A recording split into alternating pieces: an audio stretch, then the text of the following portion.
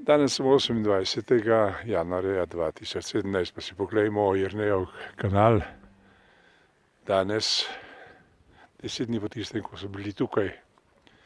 Nekateri mediji objavljajo, da so se v piranski občini lotili ureditve tega problema, natančne neurejenosti. No, pa si pogledajmo tole barko, ki tukaj čaka in svina ta kanal.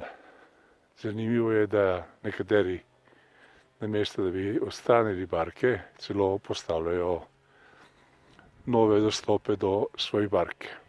Tako je pač v Sloveniji, ki je dejansko res neurejena, neorganizirana in ni vredna imena države, ampak je to provinca ljudi, ki ne vejo, kako se vodi resna država. In lep pozdrav iz Seče in s pogledom na Jernejev kanal.